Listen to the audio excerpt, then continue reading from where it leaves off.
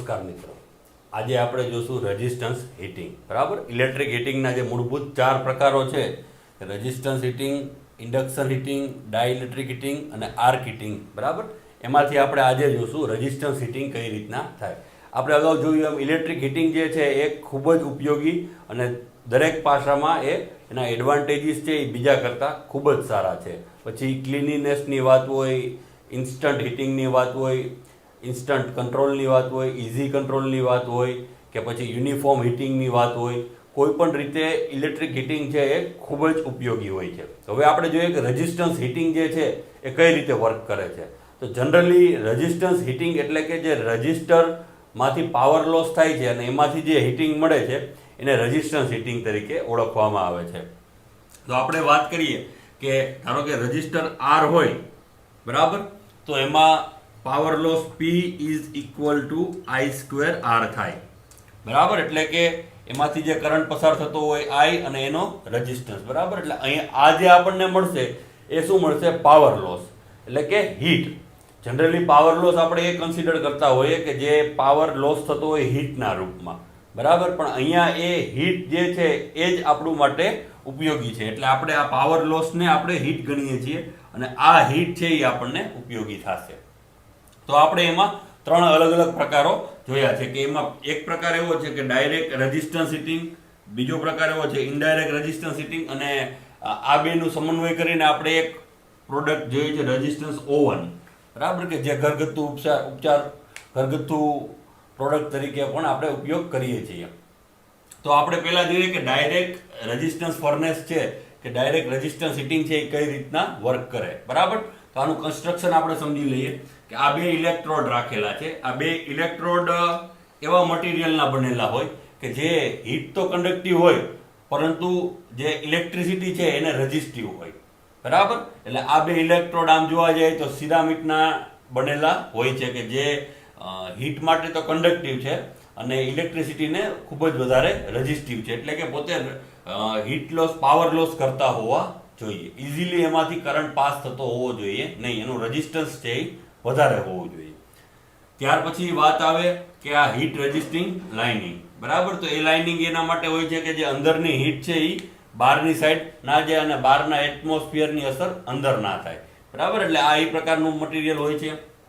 ત્યાર પછી layer of law resistance. અહીંયા જે આ લેયર આપણને દર્શાવેલું છે, બરાબર, આ લેયર છે એ આ ચાર્જ, આ જે ચાર્જ એટલે કે શું? કે જે મટીરિયલને આપણે હીટ આપવાની છે, જેને ઓગાળવાનું છે અથવા તો જેને હીટ આપવાની છે, એને ચાર્જ તરીકે ઓળખવામાં આવે છે.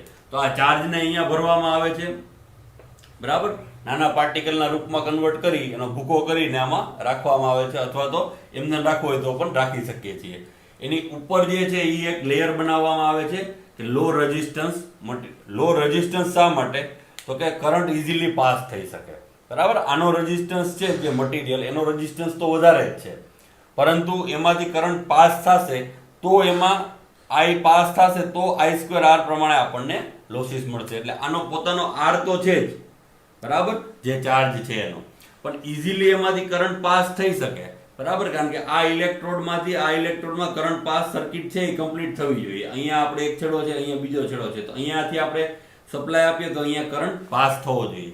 તો એના માટે આ જે લો રેઝિસ્ટન્સ મટીરિયલ વાપરવામાં આવે કે જેથી રેઝિસ્ટન્સ ઓછો હશે એટલે ઇઝીલી કરંટ છે એ પાસ થઈ શકશે. એટલે શું થશે કે આમાંથી જે હીટ પ્રોડ્યુસ થશે એ પણ આ એટમોસ્ફિયરમાં જ રહેશે. બરાબર, અને આ હીટ પણ આ ચાર્જને મળશે. એટલે ધીમે ધીમે આ ચાર્જ છે એ ઓગળવા મળશે. એટલે આ થયું ડાયરેક્ટ રેઝિસ્ટન્સ ફર્નેસ. બરાબર, ડાયરેક્ટ રેઝિસ્ટન્સ ફર્નેસ એટલે કે કરંટ છે એ ડાયરેક્ટલી ચાર્જમાંથી પાસ થાય, એને ડાયરેક્ટ રેઝિસ્ટન્સ ફર્નેસ કહેવાય. હવે આપણને સમજાશે કે ઇનડાયરેક્ટ રેઝિસ્ટન્સ ફર્નેસ છે તો એમાં શું થતું હશે? તો કે જે ચાર્જ છે એ ચાર્જમાંથી ડાયરેક્ટ કરંટ પસાર થતો હશે નહીં. બરાબર, એમાં ઇનડાયરેક્ટલી હીટ ટ્રાન્સફર થતી હશે. આપણે જે હીટ ટ્રાન્સફરની મેથડો જોઈ હતી કે મૂળભૂત 3 મેથડો જોઈ હતી, કન્ડક્શન, ત્યાર પછી બીજી મેથડ હતી કન્વેક્શન અને ત્યાર પછી ત્રીજી મેથડ હતી રેડિયેશન. બરાબર, આ 3 મેથડની મદદથી જ કોઈ પણ હીટ ટ્રાન્સફર થઈ શકે. બરાબર, કંડક્શન છે એ મૂળભૂત ઘણી ધાતુમાં જોવા મળે છે કે જેમાં એક અણુ છે એ બીજા અણુને હીટ આપે છે, કંપનના આધારે પોતાનું સ્થાન છોડતો નથી. જ્યારે કન્વેક્શનમાં જે લેયર છે એ હીટ જેનામાં ટ્રાન્સફર થાય છે એ લેયર છે એ પોતે મૂવ થઈ જાય છે અને ઓછી હીટવાળું લેયર છે એની જગ્યાએ આવી જાય છે. ત્યાર પછી એ લેયર ગરમ થાય અને તે પોતાની જગ્યાએથી મૂવ કરે છે, બરાબર. અને રેડિયેશન એટલે કે જે સોર્સ છે હીટનો અને જે ઓબ્જેક્ટ છે રિસીવર, એ બેની વચ્ચેનું મીડિયમ છે એ મીડિયમને અફેક્ટ કર્યા વગર હીટ ડાયરેક્ટ ઓબ્જેક્ટ સુધી પહોંચી જાય, એને કહેવાય રેડિયેશન. જેમ કે સૂર્યની એનર્જી આપણા સુધી પહોંચે છે, બરાબર. તો અહીંયા જે આપણે હીટ ટ્રાન્સફર જોવા મળશે તો અહીંયા પણ કન્ડક્શન અને કન્વેક્શન અને રેડિયેશન ત્રણેય મેથડો જોવા મળે છે. અહીંયા મૂળભૂત કન્વેક્શન એ આપણને જોવા મળશે જે રીતનું મટીરિયલ હશે તો, અને રેડિયેશન પણ જોવા મળશે, બરાબર. ત્યાર પછી આપણે ચર્ચા કરીએ કે ઇનડાયરેક્ટ રેઝિસ્ટન્સ ફર્નેસ છે તો એમાં કઈ રીતનું કન્સ્ટ્રક્શન છે. તો જો અહીંયા આપણને આ એલિમેન્ટ આપેલો છે, બરાબર, રેઝિસ્ટિવ એલિમેન્ટ, પણ આને આ રીતના પેક કરેલો છે. કેનાથી પેક કરેલો છે તો કે હીટિંગ, કન્ડક્ટિંગ, કવરિંગ, બરાબર. એટલે આ એવું પ્રકારનું કવર છે કે જે હીટ ને કન્ડક્ટ કરે છે અને કન્ડક્ટ પણ કરે છે અને કવર પણ કરે છે. એટલે આમાંથી હીટ ટ્રાન્સફર થઈ શકે છે અને પર્ટિક્યુલરલી એને કવર પણ કરે છે કે જે ઇલેક્ટ્રિસિટી છે એ ડાયરેક્ટ ચાર્જને મળતી નથી. જો અહીંયા આ બંને છે જે એ ચાર્જ છે, બરાબર. આ ચાર્જ છે, ચાર્જમાં ડાયરેક્ટ કોઈ કરંટ પસાર થતો નથી. કરંટ અહીંયાથી આવે છે અને આ રજિસ્ટરમાંથી પસાર થઈ અને અહીંયાથી નીકળી જાય છે.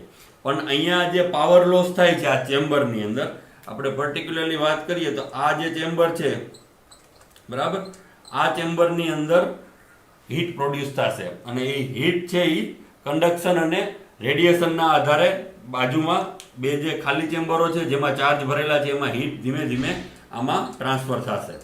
એટલે જેવું હીટ ટ્રાન્સફર થશે એવું ચાર્જને ધીમે ધીમે ગરમ થશે અને ઓગળવા માંડશે, બરાબર. તો આ ઇનડાયરેક્ટ રેઝિસ્ટન્સ ફર્નેસ છે કે જેમાં કરંટ છે એ ડાયરેક્ટ ચાર્જમાંથી પાસ થતો નથી, બરાબર. ઇનડાયરેક્ટલી હીટ જે છે એ ટ્રાન્સફર થાય છે, બરાબર. અને આમાંથી ડાયરેક્ટલી કરંટ પસાર થાય છે અને ડાયરેક્ટલી હીટ ટ્રાન્સફર થાય છે, બરાબર. એટલે આને ઇનડાયરેક્ટ રેઝિસ્ટન્સ ફર્નેસ કહેવામાં આવે છે, બરાબર. અહીંયા પણ આ એક એ જ રીતનું ચેમ્બર છે કે જેમાંથી હીટ છે એ બહાર ના નીકળી શકે, બરાબર. એ રીતના કવર કરેલું હોય છે. હવે આપણે વાત કરીએ કે રેઝિસ્ટન્સ ઓવન, બરાબર. તો રેઝિસ્ટન્સ ઓવન આપણે જનરલી જોઈએ છીએ, આ એનો ક્રોસ સેક્શન આપેલો છે, અંદરની સાઈડ આવી રીતનું એરેન્જમેન્ટ હોય છે, બરાબર. બાકી આખું પેક જ હોય છે.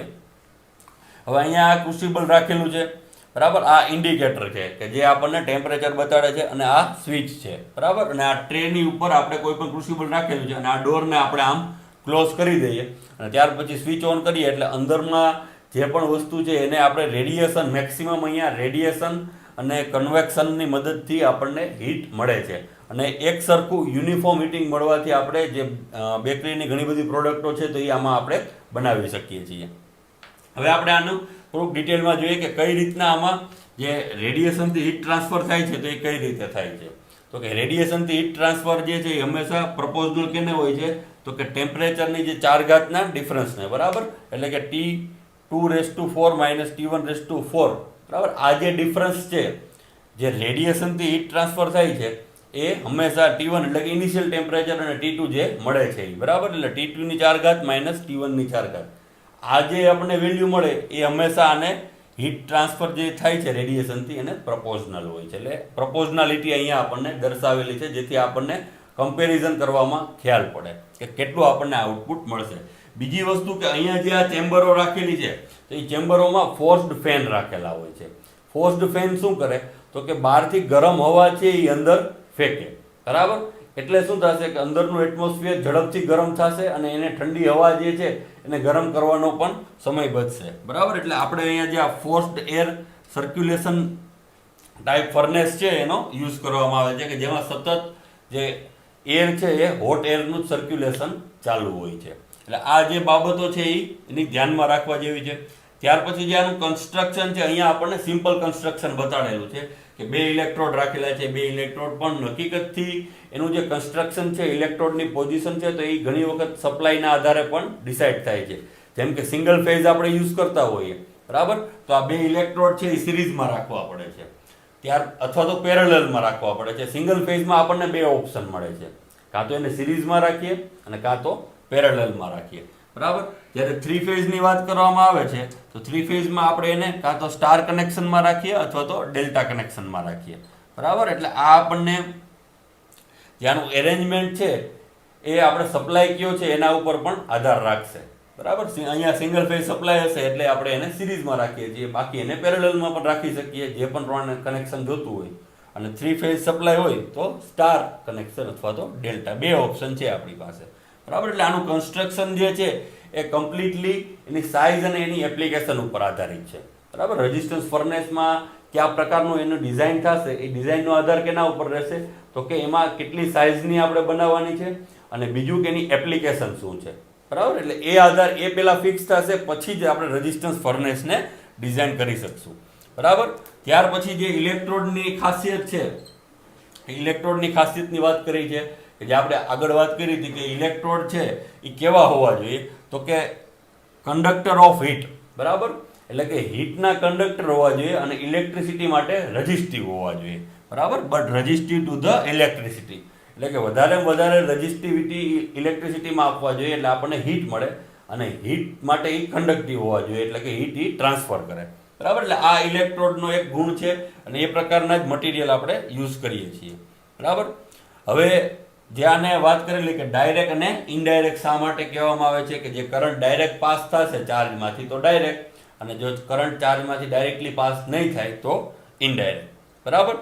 ત્યાર પછી હવે આના ઉપયોગો કઈ કઈ જગ્યાએ થાય છે તો કે એક તો કોઈ મેટલને હાર્ડનિંગ અથવા તો શેપ આપવાનો હોય તો એનું મેલ્ટિંગ કરવાનું હોય, અથવા તો કોઈ ડીપ એનેલિંગ કરી અને એમાં કોઈ હોલ પાડવાનો હોય તો પણ આનો યુઝ થાય છે.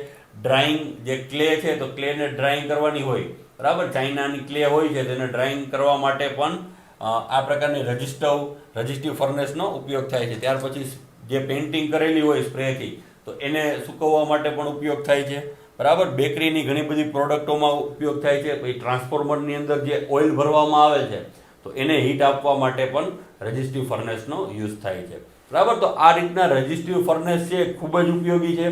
મૂળભૂત એના બે પ્રકારો છે, ડાયરેક્ટ રજિસ્ટિવ ફર્નેસ અને ઇનડાયરેક્ટ રજિસ્ટિવ ફર્નેસ, બરાબર. આપણે ઓવન અત્યારે એક્ઝામ્પલ એટલે લીધું છે કે આપણને એ બંનેનું કોમ્બિનેશન પણ સમજાઈ જાય કે જે માર્કેટમાં અત્યારે મેક્સિમમ યુઝ થાય છે ઓવન છે એની પ્રોડક્ટો, બરાબર. અને બેકરીની ઘણી બધી પ્રોડક્ટો માટે રજિસ્ટિવ ફર્નેસ છે એ ખૂબ જ ઉપયોગી હોય છે. ખૂબ ખૂબ આભાર.